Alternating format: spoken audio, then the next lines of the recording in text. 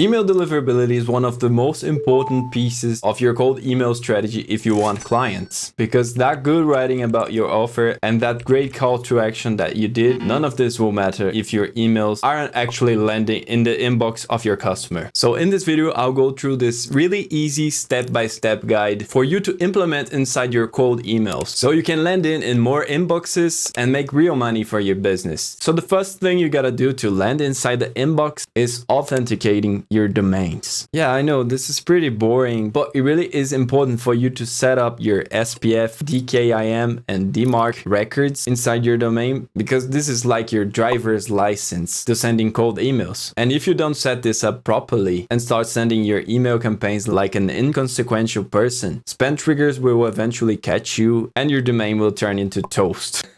And yeah, it's mandatory for you to authenticate your domain if you want to be an active business. And this is not a tough nut to crack also. It only takes 24 hours for the domain provider to validate this for you, but it's worth of your time. And if you want a more detailed explanation on how to set the authentication of your domain, click here on top to watch this step-by-step video and you can learn how to do it properly. So what is this magic word deliverability? It means the ability for your email to actually land inside the inbox of your recipient. But the main issue is that there are a lot of email service providers rules changing. So the next important thing for your cold email strategy is warming up your emails before starting any cold email activity. So you should not purchase a brand new domain and just start sending emails like a crazy person. This will be the fastest way for you to go straight to spam. So after setting up your new email address with your brand new domain, you should definitely use a tool for warming up, and Warmy will be perfect for that. So write down in your browser warmy.io to access the website, and you just need to create a free account and connect your own email service provider right inside the dashboard. If you use Gmail or Google Workspace or Microsoft 365, it's pretty easy to connect your inbox with Warmy. After doing this, it's going to be a pretty straightforward process, and your email inbox will send and receive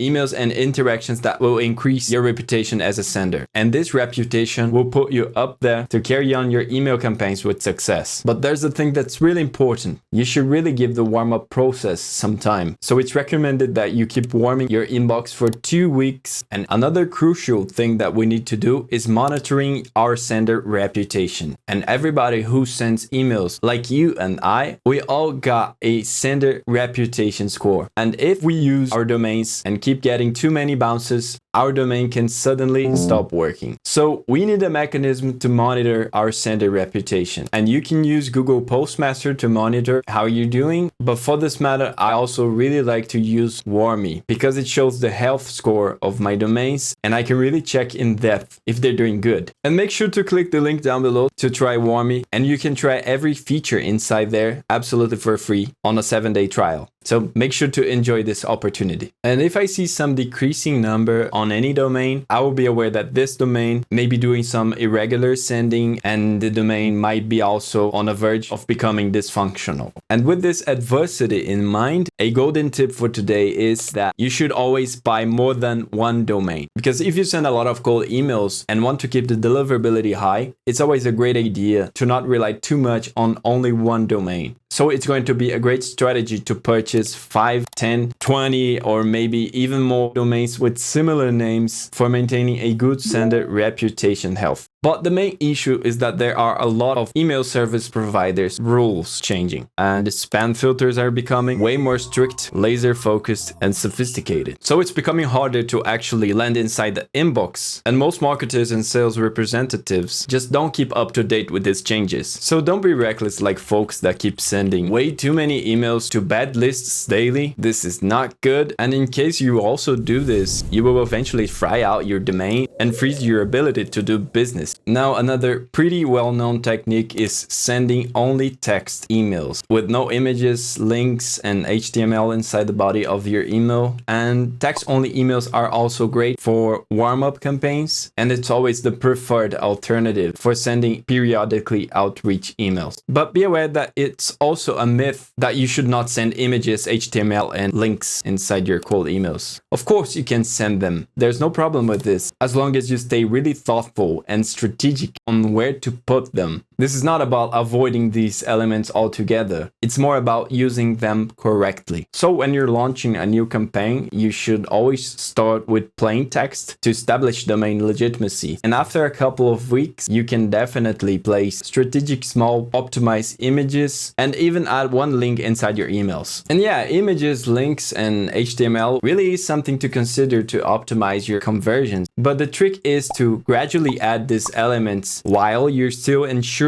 your proper authentication. Think of it like preparing for a marathon. Your domain really needs to be trained first. And also make sure to verify your links before putting them inside your emails. And definitely avoid URL shorteners because they usually get flagged by spam filters. And instead, you should opt for your own custom links that are already tied to your own domain, really to reduce the risk. Okay, and another good practice to do is performing service provider matching. And this is a type of optimization that you can do between two Google accounts or even Microsoft accounts. And for instance, Google is a service provider, right? And Google prefers you to use your own Gmail or Google Workspace to receive and send emails to another Google account and vice versa. So the same thing happens with Microsoft, which prefer you to receive and send emails to another Microsoft account. So if you have a Microsoft Outlook account and perhaps you are using this same account to send emails to Google addresses, you are certainly not optimizing your campaigns. So make sure to activate your service provider matching while using cold email outreach tools. Well, now let's talk about other myths. Does click tracking can harm your sender reputation? And I can answer. It doesn't hurt your reputation if done correctly. So the main issue here is that if you have poorly configured subdomains, you can have problems. So you have to make sure to create a custom tracking subdomain. And your click tracker will be attached only on the subdomain level, completely dedicated and separate from your main domain to reduce risks. So if you want to set up your custom subdomain for both open tracking and click tracking, you will need to create a CNAME record inside your domain's DNS settings that points information straight to your email service provider, like Google and Outlook. And this step can really help you out to boost your email deliverability. And okay, another really geeky thing for you to do is doing spin text for dynamic personalization. So even if you write the same text all over again for an email that you will write for multiple people and send it over and over and over again, you can always use dynamic fields inside your email. And thanks to lots of brand new AI tools, you can apply this savvy technique and create different versions of text inside the same email that you will send over and over. So this will make you get off the radar of most spam triggers inside email service providers. And if you want to learn about how to write better cold emails and have a better email outreach strategy all around, click on this video to see how to get 5 times more reply rates inside your cold emails. See you in the next video.